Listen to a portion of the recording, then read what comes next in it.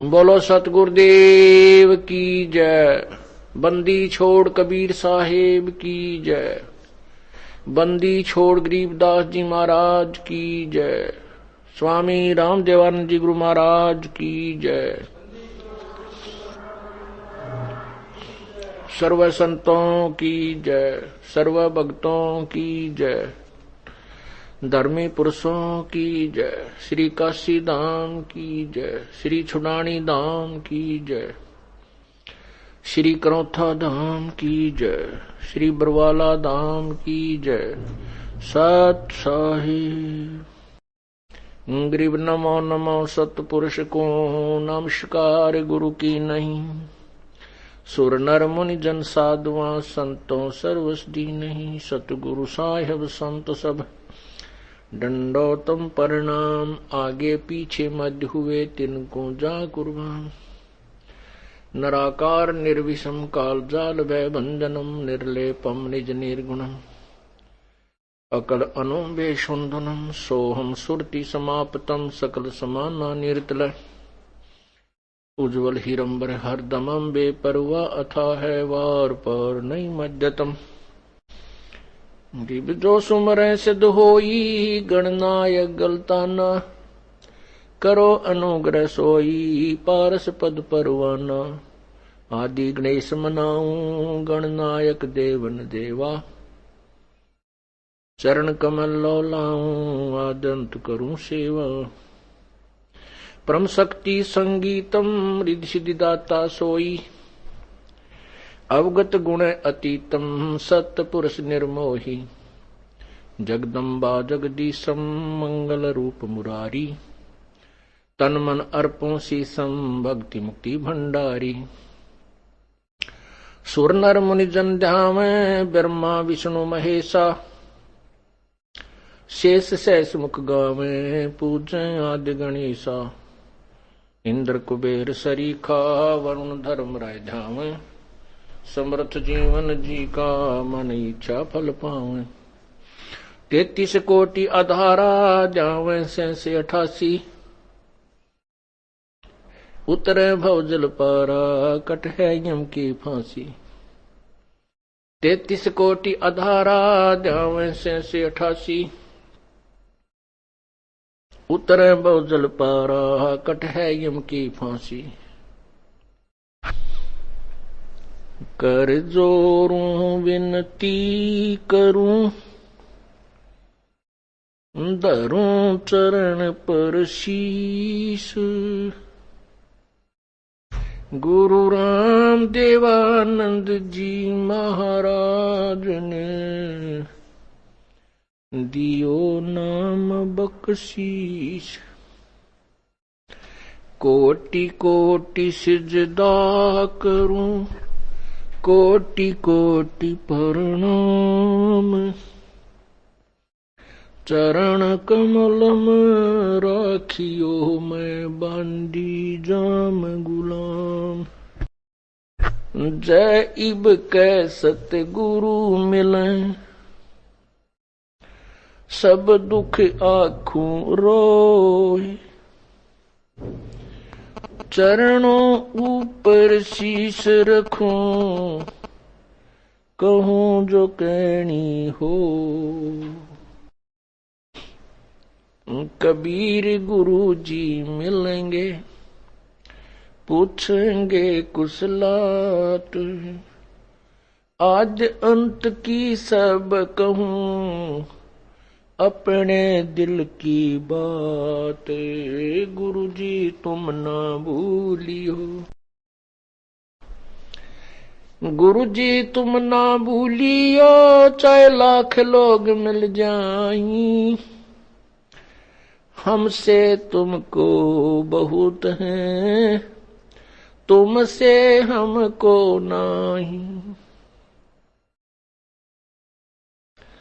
तुम्हारे विसारे क्या बने मैं किसकी शरण में जाऊं। शिव ब्रंच मुनि नारदा तिनके हृदय न समाऊं। अब गुण किए तो बहुत किए, करत न मनी और। बामे बंदा बख्श दियो, बामे गर्दन उतार। अब गुण मेरे बाप जी, बख्शो गरीब नवाज।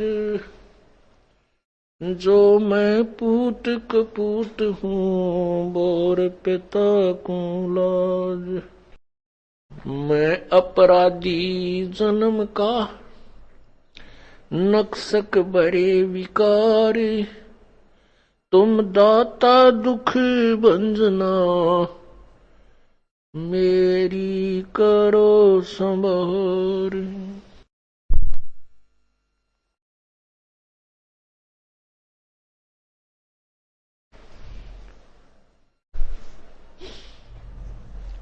कुत्ता तेरे दरबार का, मोतिया मेरा नाम।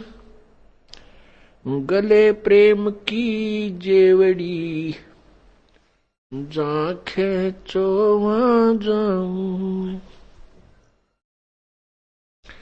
तो करो तो बावड़ू, दूर दूर करो तो जाऊं।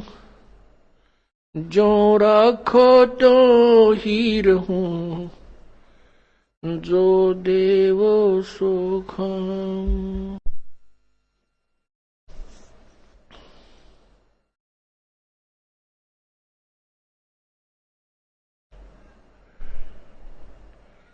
मानुष जन्म दुर्लभ है, मिले न बारंबार। तरवर से पत्ता टूट गिरे वो, बोर न लगता डर। बंदे तू कर बंदगी, जय चावे दीदारी। अवसर मानुष जन्म का, भाई मिले न बारंबार।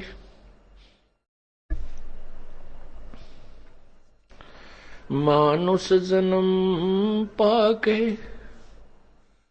नहीं रटे हरि नाम। जैसे कुआ जल बिना, फिर बनवाया क्या काम। मात पिता मिल जाएंगे, 184 माँ। सतगुरु सेवा और बंदगी, भाई फेर मिलन की ना।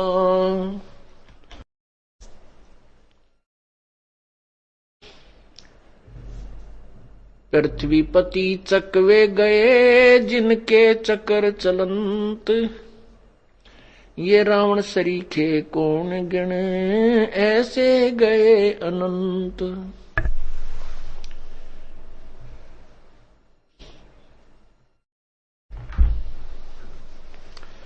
मर्द गर्द में मिल गए, वो रावण से रणधीर। कंस के सी चाणूर से, हिरण्यकशिपु बलबीर। तेरी क्या बुनियाद है, जीव जन्म धर लेत। गरीब दास हरि नाम बिना, खाली रह जा खेत।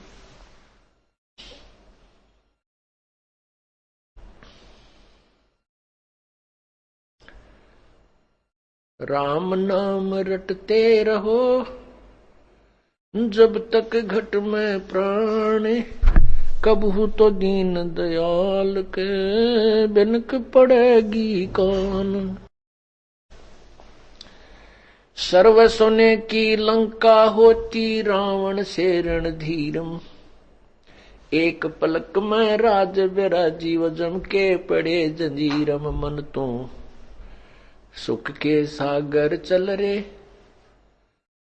भाई और न ऐसा जस रे। मन तो सुख के सागर बस रे,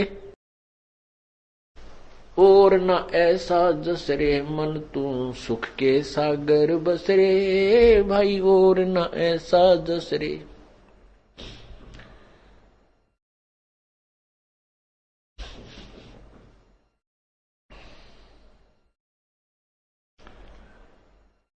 परमपिता परमात्मा, सारी सृष्टि के रचनहार, कुल मालिक, कबीर देव, कबीर परमेश्वर, कबीर प्रभु,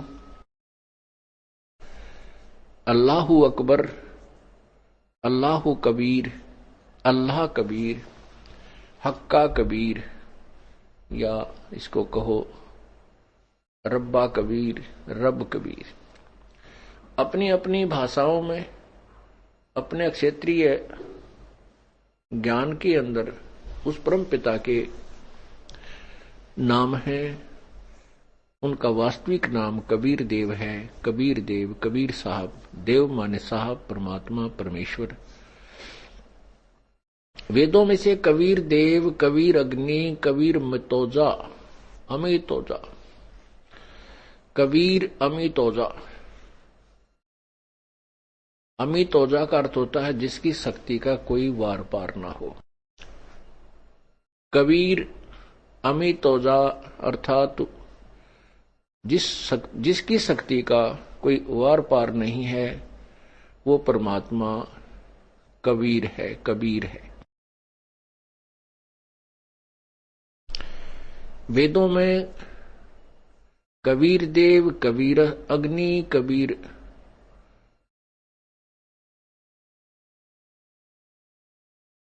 परिभू मनीषी, कबीर मनीषी, ये जो शब्द हैं ये परमात्मा पूर्ण ब्रह्म के वास्तविक नाम की तरफ संकेत है। वेदों में कबीर देव जो शब्द है उसको व्याकरण वालों ने अपनी सोच से उसका अर्थ कवि लिख दिया, और कवि का अर्थ उन्होंने कांत परजय सर्वज्ञ कर दिया। कोई भी नाम है किसी भी व्यक्ति का, उसका कुछ ना कुछ अर्थ होता है। यदि निरर्थक है तो उसका नाम ही नहीं रखा जाता, वो नाम रखा ही नहीं जाता जो निरर्थक होता है।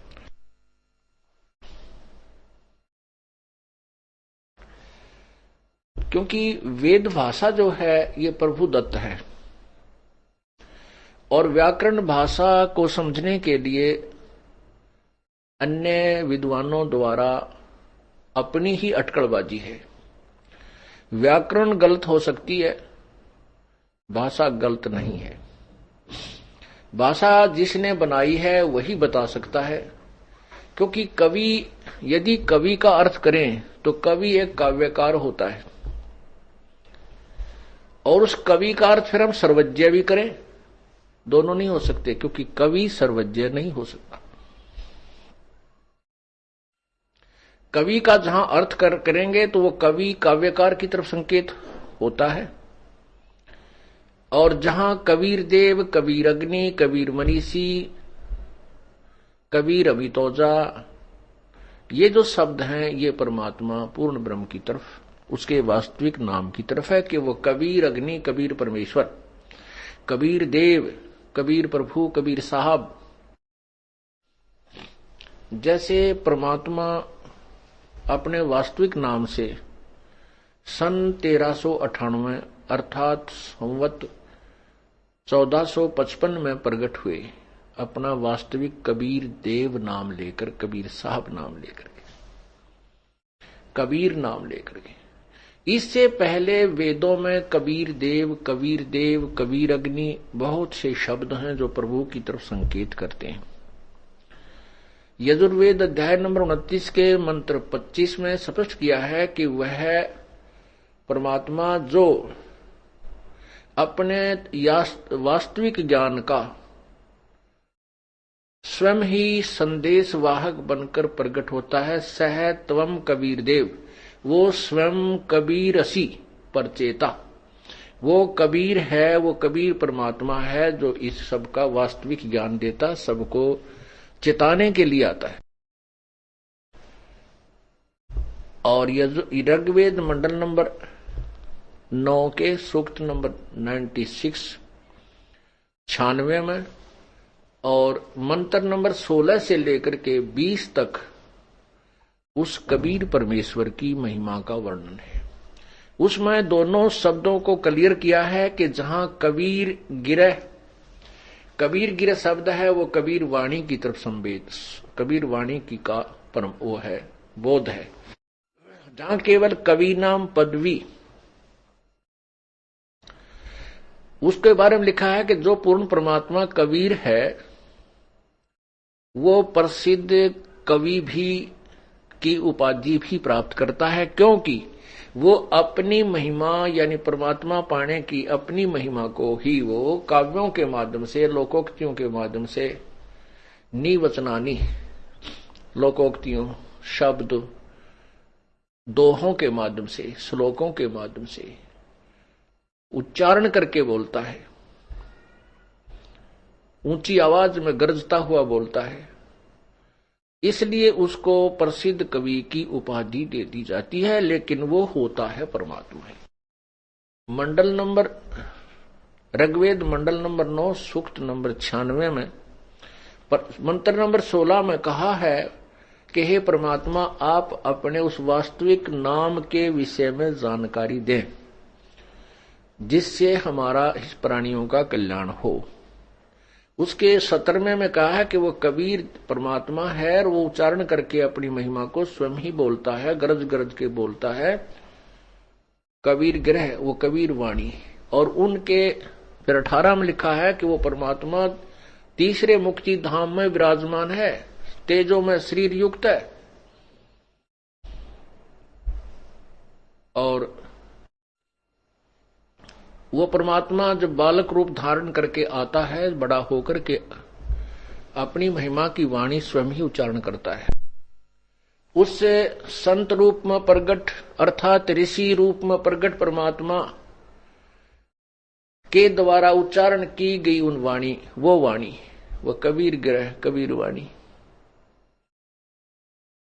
उनके अनुयायियों के लिए बहुत प्रिय होती है, आनंददायक होती है, स्वर्ग के तुल्य आनंददायक होती है।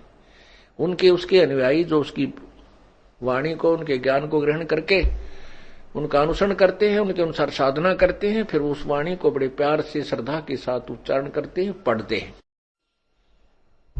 इससे स्पष्ट हो गया कि इसमें दोनों ही शब्दों के अर्थ क्लियर कर दिए। कबीर गिरह कबीर वाणी, हम उसको कबीर वाणी बोलते हैं, कबीर प्रभु की, और वो अमर परमात्मा ही होता है जो प्रसिद्ध कवि की भी पदवी प्राप्त करता है। अभी तक पुण्यात्माओं हम परमात्मा को, कबीर जी को एक सिंपल पोइट मानते थे, एक अच्छा कवि मानते थे, साधारणतः हम उसको एक अच्छा कवि मानते थे। लेकिन अब उनके गुणों से और शास्त्रों के प्रमाणों से प्रमाणित हुआ कि वो तो पूर्ण परमात्मा थे। यही वेद बता रहे हैं कि वो परमात्मा जो कवि, प्रसिद्ध कवि की पदवी भी प्राप्त करता है, वो परमात्मा पूर्ण ब्रह्म ही होता है, अमर पुरुष ही होता है। तो उस परमात्मा ने हमें आकर के क्या बताया है। अब जैसे कवि शब्द का उन्होंने कवि बना दिया, कबीर शब्द का, कबीर देव का। अब जैसे यजुर्वेद है, ये देखिएगा, ये यजुर्वेद है, इसके ऊपर रै लगा है। इस रै को ये क्या करते हैं, यहां बिंदी 2 लगा देते हैं, अपसर्ग विसर्ग, 2 विसर्ग लगा करके यजुर अलग कर देते हैं, वेद को अलग कर दें। और यजुर का हम अर्थ कर दें, यजुर माने ऋग्य स्तुतियां। यजुर का अर्थ होता है ईश्वरीय महिमा की, प्रभु की महिमा की ऋचाएं, यजु। तो अब हम इसका अर्थ कर दें, यजु माने परमात्मा की महिमा की ऋचाएं, तो वो अर्थ भी है इसका लेकिन यजुर्वेद इसके साथ लगा है तो इसका अर्थ है कि वो कोई बुक है जिसको यजुर्वेद कहते हैं। ऐसे ही हम कबीर देव को, जैसे कबीर देव शब्द है और उसको हम उसके दो अर्थ कर दें, कबीर अलग कर दें और देव अलग कर दें, तो भी वो कबीर प्रभु के तरफ ही संकेत होगा। जिस प्रकार यजुर्वेद, इस यजुर्वेद को हम दो हिस्सों में कर दें तो भी इस पवित्र पुस्तक की तरफ ही का ही बोध है। इसी प्रकार यदि हम कबीर देव को अलग कर दें, दो हिस्सों में डिवाइड कर दें, इसका संधि छेद कर दें, तो भी परमेश्वर की तरफ ही संकेत है।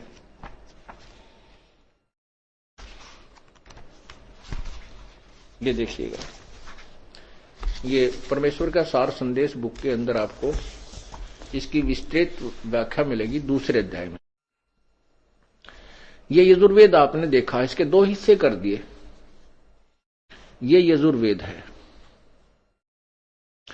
इसका रे हटा करके इन्होंने अपसर्ग लगा दी, मान लीजिए यहां पर यजुर्वेद, तो भी यह वही पवित्र पुस्तक यजुर्वेद का ही बोध है। इसी प्रकार यहां कबीर देव वेदों में, ठीक इसी प्रकार चारों पवित्र वेदों में लिखा है वह है कबीर देव, कबीर परमेश्वर है। इब कबीर देव को कबीर परमेश्वर लिखना ऐसे ही उचित है जैसा यजुर्वेद यजु प्लस में वेद करके, जैसे यजु प्लस में वेद कर दिया, यजु प्लस में वेद कर दिया तो भी ये यजुर्वेद है, ये बुक है, ये बुक है। और ऐसे ही ठीक इसी प्रकार चारों पवित्र वेदों में लिखा है कि वह कबीर देव, कबीर परमेश्वर है, जो सर्वशक्तिमान, जगत पिता, सर्व सृष्टि रचनहार, कुल मालिक तथा पाप विनाशक व काल की कारागार से छुटाने वाला अर्थात बंदी छोड़ है। इसको हम ऐसे लिखें तो भी कबीर परमेश्वर का ही बोध है। इसको हम ऐसे लिखें, कवि विसर्ग लगा करके देव लिखें तो भी कबीर परमेश्वर अर्थात कबीर प्रभु का ही बोध है। अब क्या है कि हम अपनी मातृभाषा में, जैसे कबीर है, हम कबीर को कबीर बोलते हैं, जैसे वेदों को वेद बोलते हैं, वेद। ठीक इसी प्रकार कबीर, जैसे देवी को देवी बोला कर, हमारे मातृभाषा में तो देवी बोला कर, देवी की पूजा, देवी का मंदिर था वहां पर, देवी यानी वह को हम वह बोलते हैं। ये हमारी मातृभाषा में, विशेषकर पूरे हिंदुस्तान में ही ऐसे वह को वह बोलते हैं। अब शिक्षा का प्रचार हो जाने से बेशक बच्चे पवित्र और शुद्ध भाषा बोलने लगे, तो परमात्मा की महिमा जो वेदों में कबीर देव थी, वो पहले से ही कबीर देव, कबीर साहब, कबीर भगवान, वह को हम वह, और अपने जो स्थानीय उच्चारण के आधार पर हम कबीर देव को कबीर, बड़ी ई की मात्रा, उच्चारण ऐसा बोलते थे जिसमें लिखने में फिर वो लिखने लगे तो कबीर साहब कहने लगे, कबीर भगवान, कबीर देव, ऐसे। तो उस कबीर परमेश्वर ने आकर के हमें यथार्थ ज्ञान बताया। उस परमेश्वर ने हमें यह भी प्रमाणित किया कि जो ये काल है, ये काल भगवान है जो 21 ब्रह्मांड का मालिक है, स्वामी है, प्रभु है। इसके 3 पुत्र हैं, रजगुण ब्रह्मा जी, सतगुण विष्णु जी, तमगुण शिव जी। और ये अपने आहार के लिए, अपने संसार चालू रखने के लिए इन तीनों पुत्रों द्वारा यहां जीव उत्पत्ति, सती थी, और फिर अपने खाने के लिए संहार करवाता है। और इस काल भगवान ने अपना दूत, अपना एजेंट, अपनी गुप्त पावर मन रूप में प्रत्येक प्राणी में विद्यमान कर रखी है। ये मन जो है ये काल का ही स्वरूप समझो, ये 21 ब्रह्मांड के प्रभु का ही स्वरूप समझो, उसी का एजेंट समझो, उसी का दूत समझो। आत्मा और मन का इस काल ने योग बना के हमारे को जीव संज्ञा दे दी, हम जीव बन गए। परमात्मा ने कहा है कि मेरे हंसा भाई, हंस रूप था जब तू आया, अपना स्वरूप भूल मैं भूला, तू ताते जीव कहाया। तू हंस था। परमात्मा के गुणों से मिलती हुई आत्मा के गुण हैं, परमात्मा से मिलते जुलते आत्मा के गुण हैं। इस काल ने हमारे अंदर इस मन का योग करके इस मन के द्वारा आत्मा को बहुत मलिन बना दिया और जीव संज्ञा में ला करके छोड़ दिया। अब हम आजीवन इसी चिंता में रहते हैं कहीं हम मर ना जावें, इसी चिंता में रहते हैं कहीं हमारा नुकसान ना हो जाए, कहीं हमारे बच्चों को कोई हानि ना हो जाए। एक मकान बन जाए, मकान बन गया तो फिर एक और बन जावे, एक मोटर कार हो जावे। इस तरह की जो यहाँ की जो नाशवान संपत्ति के संचन में ही हम इस नाशवान संपत्ति के ही एकत्रित करने में अपना जीवन व्यतीत कर देते हैं। और ये कराता कौन है? ये काल कराता है। 3 गुण इसमें सहयोगी हैं।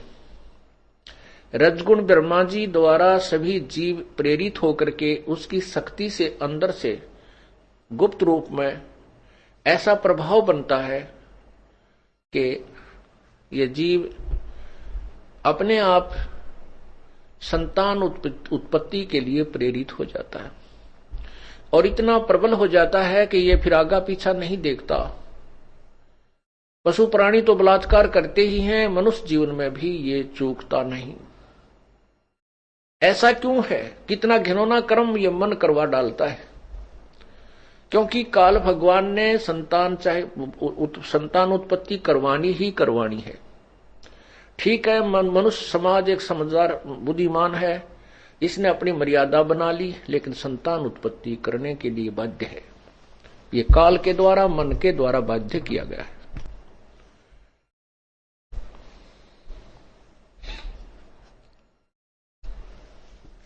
परमात्मा ने क्या बताया है अपनी अमृतवाणी में?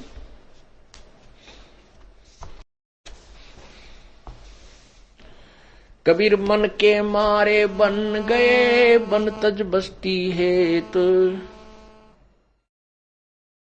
श्रृंगी रसी से पाकड़े, ये मन हेला देत।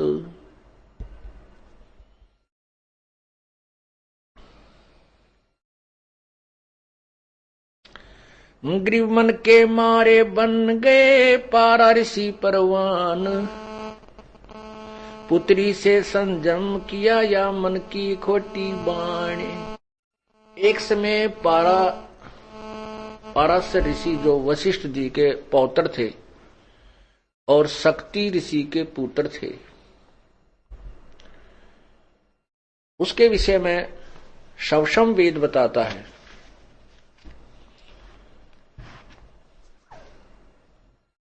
कि वो उसकी शादी हुई, विवाह हो गया। विवाह होने के बाद उसको पता चला कि उसके पिता को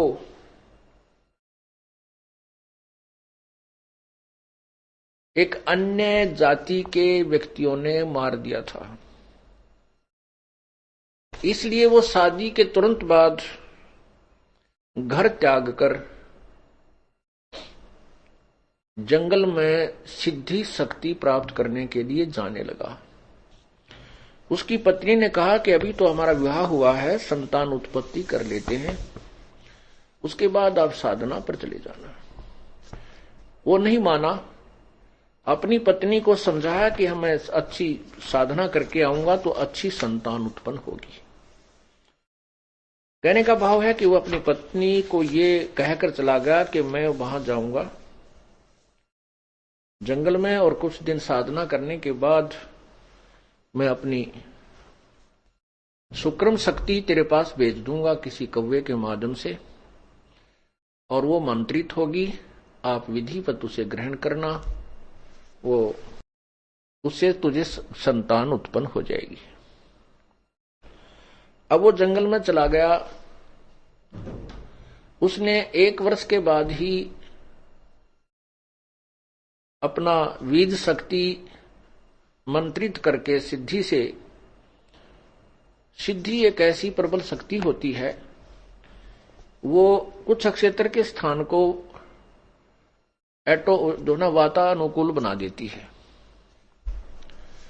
उसने एक पीपल के पत्ते पर, वृक्ष के पत्ते पर वीज शक्ति को रखा और उसको पैक किया।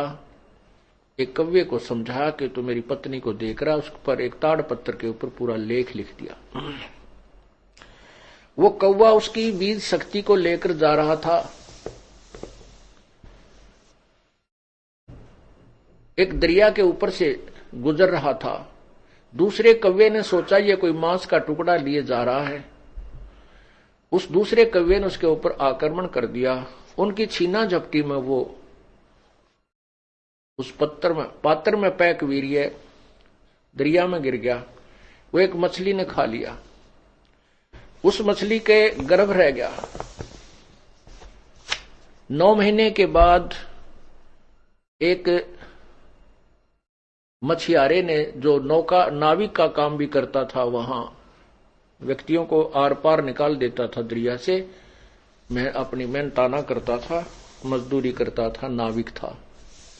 उस मल्लाह ने एक मछली पकड़ी, उसको काटा। वो काफी फूली हुई थी। उनको पता होता था कि इसमें या तो ये गर्भवती है या फिर इसने कोई वस्तु अंदर ग्रहण की हुई होती है। कई बार मछलियों में का स्वभाव है, किसी का गहना जेवरात गिर गया उसको भी खा जाती थी। तो ये लोग ऐसे काटा करते थे। उसने धीरे धीरे उसको काटा तो देखा उसमें एक सुंदर लड़की है। उस लड़की को उसने पाला पोसा, वो 12, 14, 13 वर्ष की होगी। और वो लड़की खाना लेकर के अपने पिता के पास आती थी। जिसमें पिता खाना खाता था और कोई यात्री आ जाता था तो वो लड़की उसको दरिया से पार कराती थी। ऐसे ही 13-14 वर्ष साधना करके जब पाराशर ऋषि वापस आ रहे थे, उस समय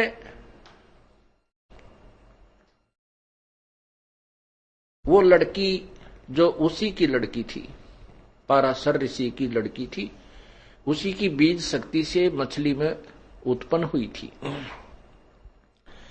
वो लड़की खाना लेकर के अपने नाविक पिता की, यानी पालक पिता की, वो पालक पिता था, जन्म देने वाला पिता नाविक नहीं था, मल्लाह नहीं था, वहां खाना लेकर गई हुई थी, रोटी लेकर गई हुई थी। तो मल्लाह खाना खा रहा था। उधर से पाराशर ऋषि अपने घर में जाकर के जाने की धुन में था। जंगल से आ रहा था और शहर की तरफ उसने जाना था। तो उसने आकर के मल्लाह से कहा कि मल्लाह मुझे शीघ्र दरिया से पार कीजिए। अब उस मल्लाह को पता होता था वहां मल्लाहों को कि भाई इधर से जो ऋषि लोग आते हैं वो एटम बम बनकर आते हैं, वो सिद्धियां युक्त आते हैं। यदि उनके अनुसार अनुकूल काम नहीं किया गया तो ये श्राप दे करके सर्वनाश कर सकते हैं। इतनी इनके पास सिद्धियां होती हैं। इन बातों को प्रतिदिन अपने माता पिता से भी, वो लड़की जो पालक माता पिता से, वो लड़की, उसका नाम मछोदरी रख दिया।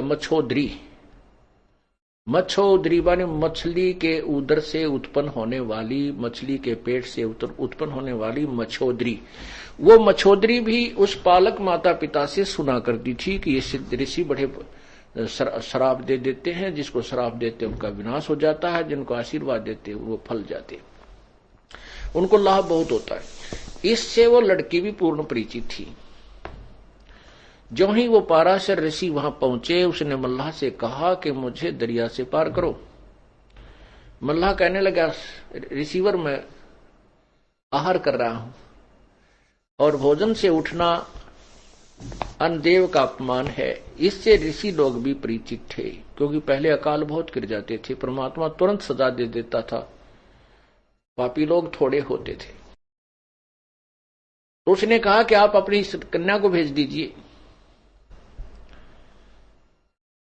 मुझे बहुत जल्दी जाना है। तो उसको पता था कि अब इसका ना नहीं किया जा सकता। उसने अपनी लड़की से कहा, बेटा आप महात्मा जी को परले पार कर आइए। अब परमात्मा कहते हैं,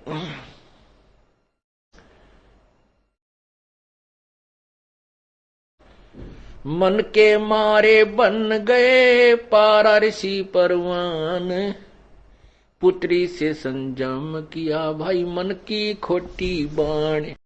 वो लड़की जब उसको लेकर चली दरिया में, पाराशर ऋषि के मन में दोष उत्पन्न हुआ। पहले 12 वर्ष की लड़की बहुत युवा हो जाती थी, तो उस लड़की को देख करके उसके मन में दोष उत्पन्न हुआ और उसके साथ उसने मिलन करने को कहा।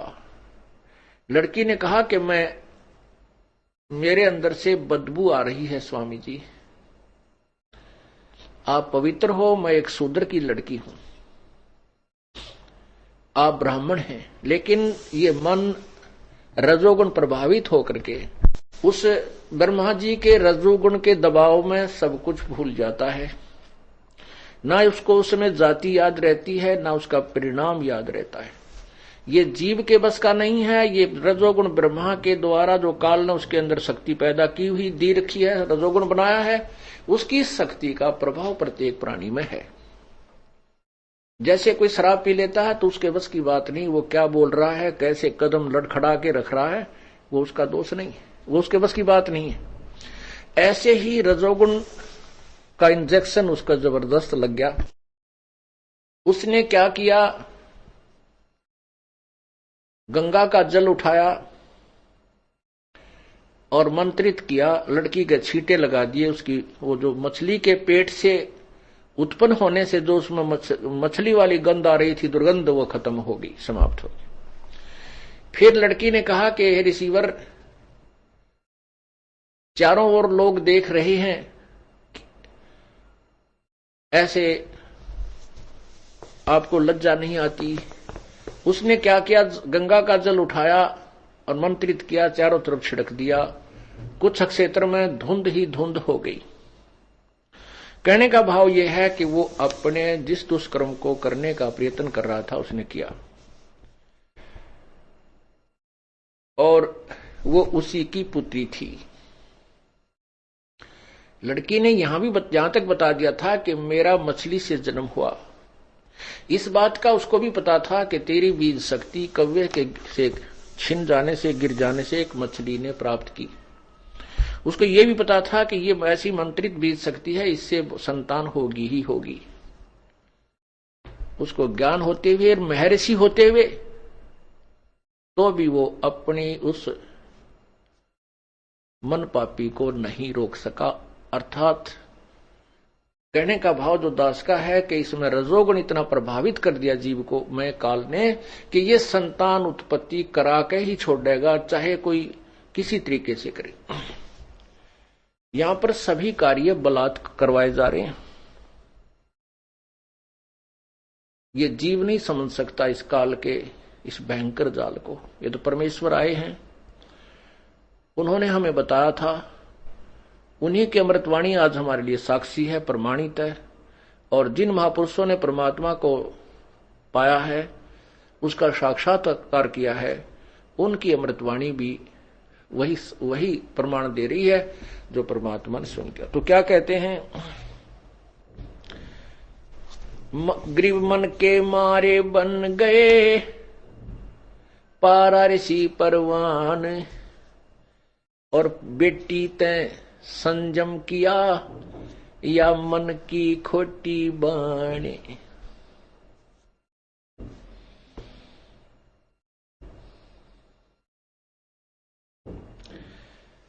ग्रीव सुरपति का तो मन चला, गौतम ऋषि की नार। इंद्र से सबग हो गए, लगी चंद्र मृग छार। सुरपति देवताओं के राजा में भी यही गंध भरा हुआ है। सुरपति देवताओं का मालिक, देवताओं का स्वामी, देवराज इंद्र अपने गुरुदेव बृहस्पति की पत्नी के साथ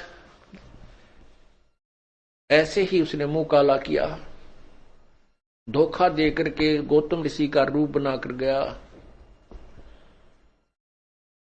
फिर गौतम ऋषि ने उसको श्राप दे दिया। इंद्र को 1000 पूरे शरीर पर स्त्री इंद्रियां बन गई, जैसे फोड़े हो जाते हैं। पुण्यात्माओं, रजोगुण प्रभावित होकर के एक ही इंद्रिय कितना परेशान कर डालती है। ये उसको सजा मिली, इंद्र ने जो जुल्म किया था। उसके बाद कहते दुर्वासा का मन चला, तन मन जन बैराग। मल अखाड़े मोहिया, सुने उर्वशी राग। दुर्वासा जी यहाँ बहुत बड़े ब्रह्मचारी और बड़े अच्छे सिद्ध पुरुष प्रसिद्ध थे, और श्री कृष्ण जी ने भी दुर्वासा जी को अपना आध्यात्मिक गुरु बनाया था। यहां तो वो बड़े महिमा पाकर चले गए ऋषि दुर्वासा जी के। उन जैसे ऋषि नहीं, बड़े ब्रह्मचारी थे, बड़े सिद्ध पुरुष थे। आजीवन उन्होंने स्त्री ग्रहण नहीं की। और वहां जब वो स्वर्ग में चले गए, वहां 33 करोड़ देवता, 88,000 ऋषि विराजमान थे। वहां देवताओं की सभा बनी हुई थी, उसमें लड़कियां डांस कर रही थी। उर्वशी, दुर्वासा के मन में दोष आया, उसने एक भंवरे का रूप बनाया। भंवरा बना, उस लड़की के अर्धनग्न जो शरीर था, जो उसके सतन थे, उनको जाकर काट दिया अपनी उस गंदी नीत तय।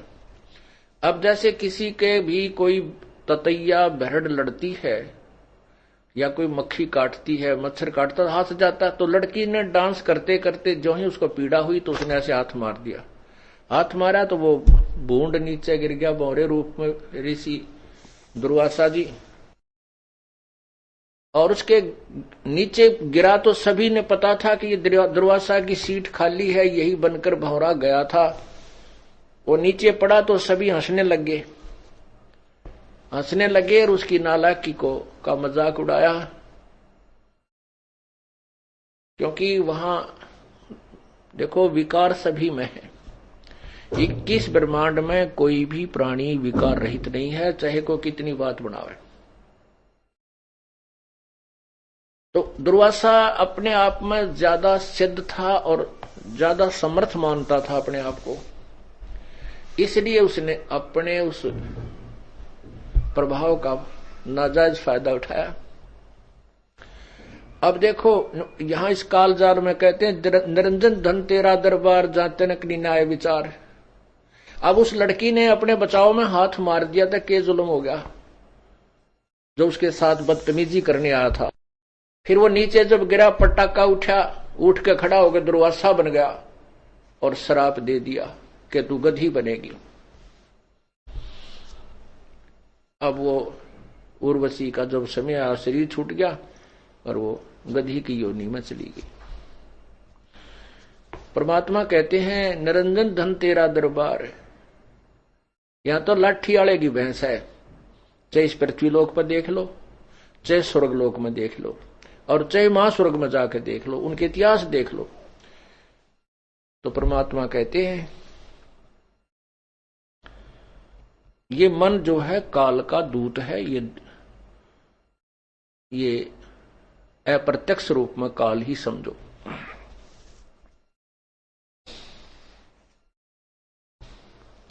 ग्रीव दुर्वासा का मन चला, तन मन जन बैराग। मल अखाड़े मोहिया, सुने उर्वशी राग। ब्रह्मा का आसन डिगा, बड़ा कहो और बड़ा को कौन। गरीब ब्रह्मा का आसन डेगा और बड़ा को कौन। मन के मारे मुनि बहे अनहोनी हर होन। गरीब शंकर अडिग अडोल है जाके मन की बूझ। शंकर का पारा चला हरदम मन से लूझ। गरीब विष्णु विशंबर मोहिया पकड़े हैं भगवान। अंत कलाधर अवतर मन की गई न बाणे।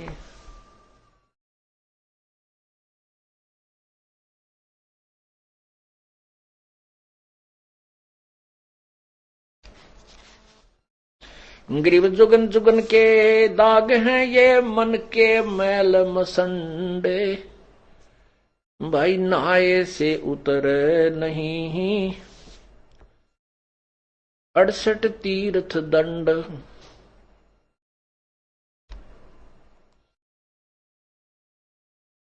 गरीब जुगन जुगन के दाग हैं ये मन के मैल विकार। धोए से नहीं जाते हैं ये गंगा नहाया केदार।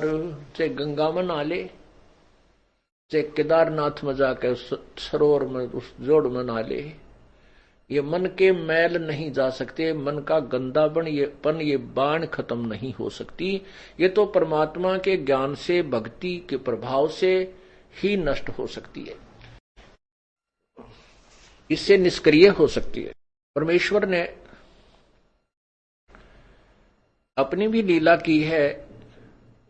काल ने मन रूप में इस काल आत्मा को जकड़ा हुआ है। परमात्मा ने भी अपना एक अंश निज मन भी आत्मा के साथ जोड़ रखा है। अब जैसे कोई भी दुष्कर्म करने की तैयारी करता है, चोरी की, ठगी की, कोई ऊंच नीच, वैसे भी तो अंदर से आवाज निज मन की आती है। आत्मा कुछ नहीं कर पाती, ये तो विवश हो चुकी है अपने पैर पर कुआड़ा मार के। इसको मन नचाता है और निज मन इसको संकेत करता है, सहयोग संकेत करता है। ये उसकी ना मान करके मन के अधीन, इस काल रूपी मन के अधीन ज्यादा रहती है। और जब हम परमात्मा से जुड़ जाते हैं तो निज मन अर्थात उसको जीव आत्मा कहो, मन वो निज मन कहो, वो उस आत्मा को भ्रमित नहीं होने देता। क्योंकि परमात्मा भी इस शरीर में, जैसे काल ने अपना दूध छोड़ दिया और स्वयं अलग रहता है, ऐसे परमात्मा ने भी अपनी एक शक्ति छोड़ दी, उसको निज मन कहते। तो क्या बताते हैं, मन कामी ही मैल है निज मन को टुक बूझ। निज मन से निज मन मिले खाकी मन से लूज। अब निज मन से निज मन मिले। अब परमात्मा के शरण में हम आने के बाद हमारे अंदर ईश्वरीय शक्ति का संचार होता है, तो निज मन परमात्मा की तरफ खिंचाव करता है। आत्मा को ये फिर निज मन उधर खींचता है। ग्रीव निज मन नीका निर्मला खाखी मन शैतान। कोट यतन कर राखी ये छाड़त नाही बाण। काया माही दो मन इनमें कौन हमारे। को अमरापुर जाते हैं को भर में संसार। नूरी सेती मिल रहो ये खाखी खारज कीन। ज्ञान शब्द से मारी ये 5-2503। ग्रीब नूरी मन से मिल रहो ये खाखी बड़ा वकील। सतगुर हेला देते हैं क्योंकि जैसे ढील। ग्रीब खाखी रोड़ा बाटे का यो नूरी निर्गुण नूर। इस उसमें बहु अंतरा खाखी से रहो दूर। खाखी मन ये काल है। खाखी का अर्थ होता है खोखला, व्यर्थ, खोखा। जैसे किसी कवर होता है, ऊपर डिब्बे में सामान निकाले और ऊपर बड़ा सुंदर वो डिब्बा रखा हो, तो ऐसा लगता है जैसे इसमें वही वस्तु है। इसको खोखापुर भी कहा इस काल के लोक को। ये खोखापुर है, ऊपर से कुछ है, अंदर इसमें गंध कुछ भरा हुआ है। खाखी रोड़ा बाटे का नूरी निर्गुण नूर। इस उसमें बहु अंतरा, खाकी से रहो दूर। खाकी मन खैला भया, खाता है नित नित खेत। नूरी रखवाला रखो, हटके प्रेम सहेत।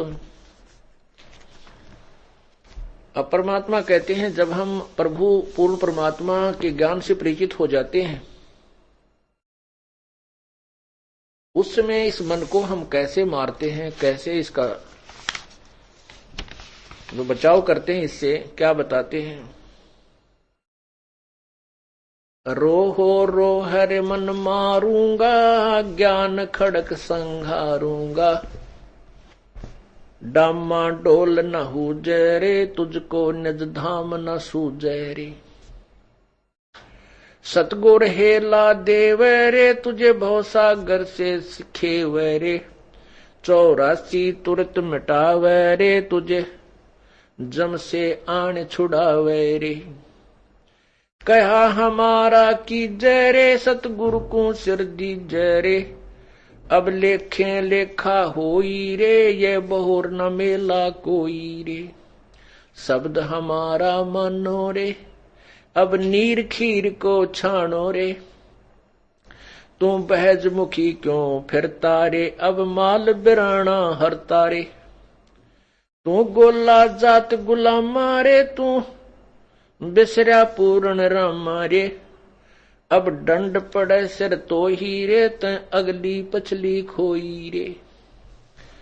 परमात्मा इस मन के माध्यम से इस जीवात्मा को समझा रहा है और कह रहे हैं कि इस नकली मन की बातों में मत आओ, काल के इस चोचलों से बचो,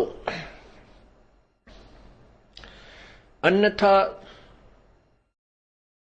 आप अपनी पूर्व जन्म की कमाई को बर्बाद कर जाओगे और भविष्य में कुछ नहीं बन पाओगी। इसलिए कहते तूने अगली पछली सब खोई रे।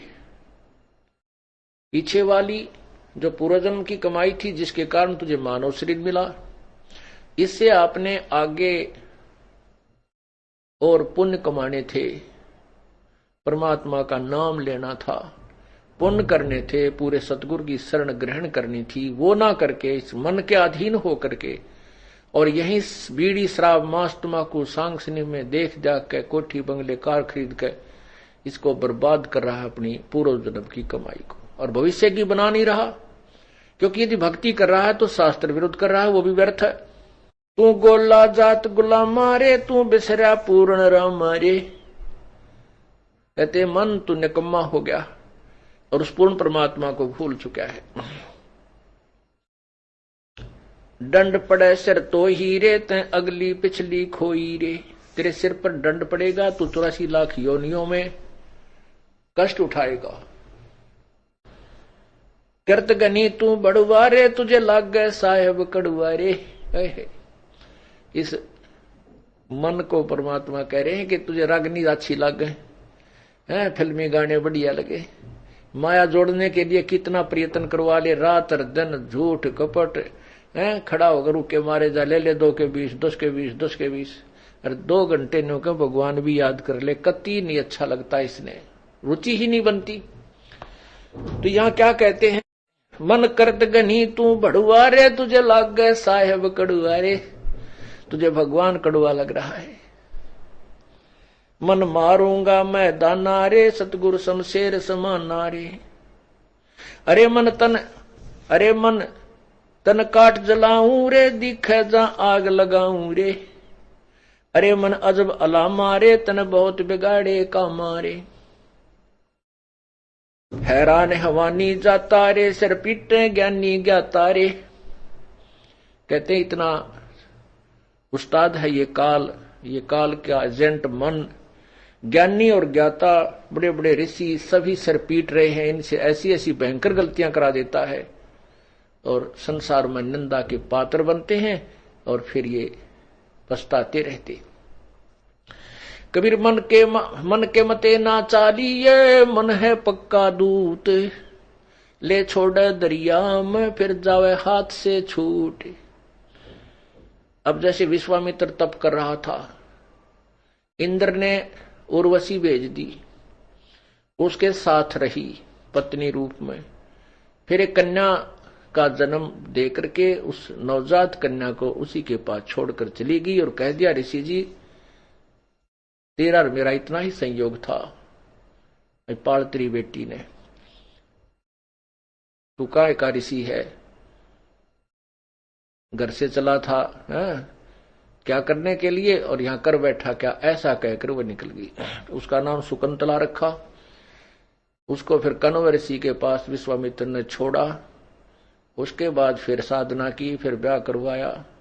परमात्मा कहते हैं जब तक हम परम पिता कबीर परमेश्वर की शरण में नहीं आएंगे, यो काल दाव लगाया रहता है, छोड़ देता मन को खुला। ये पता नहीं कितनी साधना करने कहाँ जाता है, किसी ऋषियों से मिलता है, वो जैसे उसको ज्ञान दे देते हैं वो डट कर साधना करता है, उससे एटम बम बन जाता है। कुछ सिद्धि आ जाती है, सिद्धि आने के बाद फिर ये किसी की नहीं मानता, चाहे भगवान आकर समझा दे कबीर साहब, फिर नहीं मानता। थोड़ा सा कोई प्रभु बन जाए, 20, 30, 50, 100, 200 शिष्य बन जाए, फिर ये नहीं मानता। गधा बनना मंजूर है, चाहे उसने सबश दिखा दे के देख तेरे साथ ऐसे बनेगी, तो नहीं मानता। परमात्मा कहते हैं राज तजना सहज है, सहज त्रिया का नेह, और मान बड़ाई ईर्षा वही दुर्लभ तजना ये। तो काल ने तो हमारे नाना प्रकार के फांस बांध रखे हैं कि किसी न किसी में तो यू जकड़ा ही रहेगा। वो तो परमात्मा आते हैं, सभी बंधन काट देते हैं, इसलिए वो बंदी छोड़ कहलाते हैं। अमर करूं सतलोक पठाऊं, तात बंदी छोड़ कहाऊं। परमात्मा कबीर जी कहते हैं अमर करूं और सतलोक पठाऊं, तात बंदी छोड़ कहाऊं। काल के सभी बंधन कटने के बाद ही हम अमर होंगे। वो अमर बंदी छोड़ यानी हमारे बंधनों को काटने वाला, छुड़वाने वाला वो कबीर ही है।